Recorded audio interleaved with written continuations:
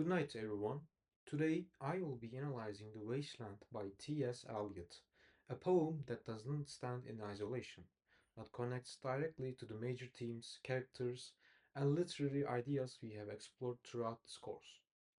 Although it's often seen as fragmented or chaotic, that's intentional. Eliot uses fragmentation to mirror the confusion and emotional collapse of the modern world, especially after the devastation of World War One. The poem begins with a powerful line, April is the cruelest month. The line immediately contradicts what we usually associate with spring, rebirth, and renewal. But here, Eliot uses spring to symbolize pain.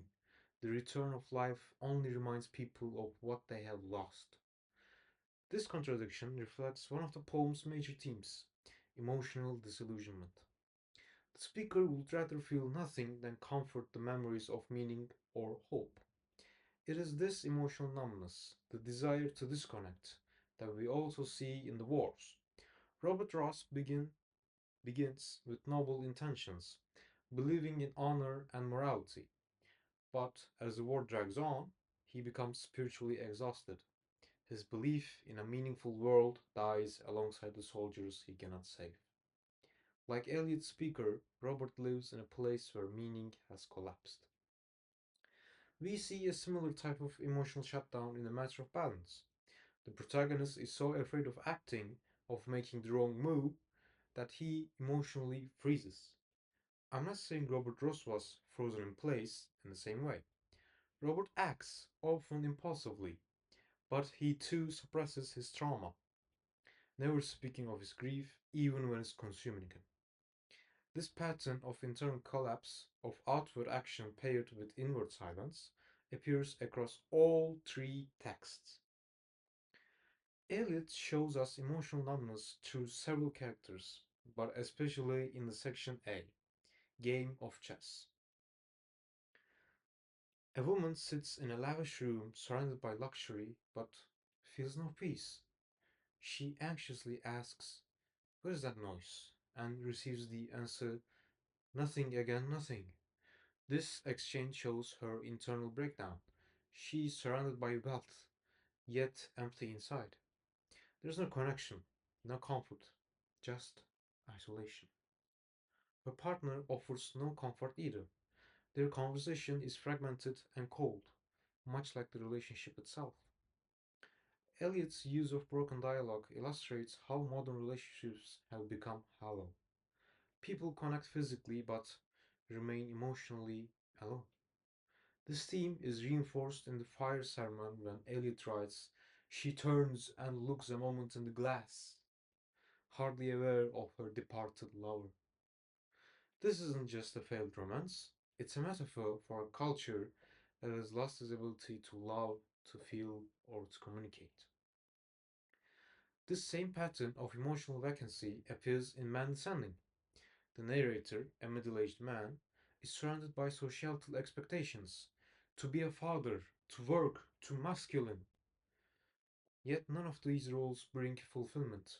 Instead, he walks through life passively, emotionally distant.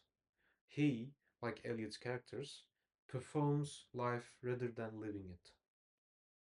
Well, let's take a look at structure for a moment. The Wasteland isn't a single narrative. It shifts in tone, time, voice, and language.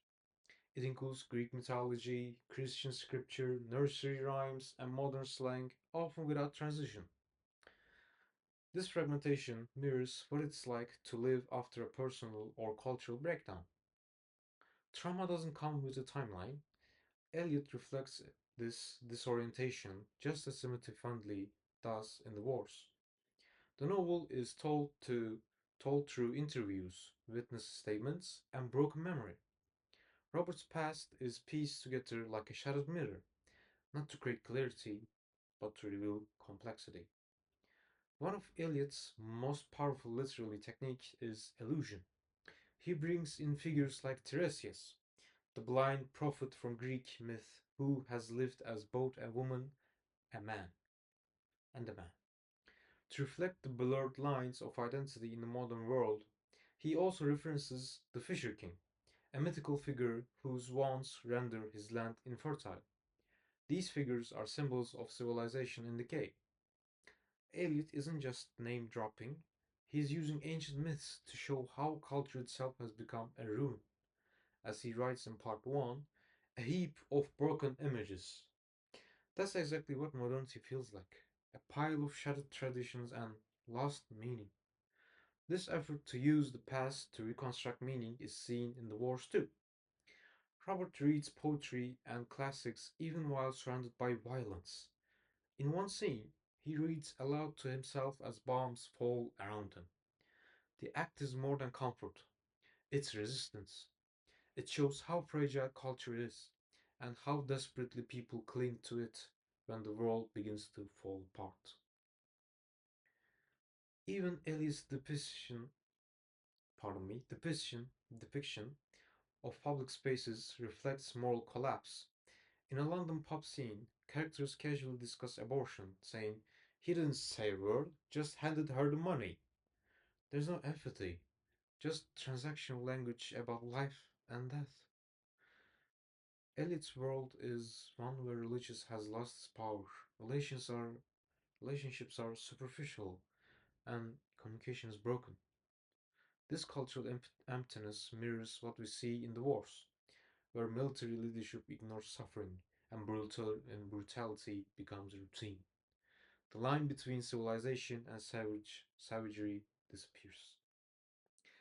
But Eliot doesn't leave us entirely without hope.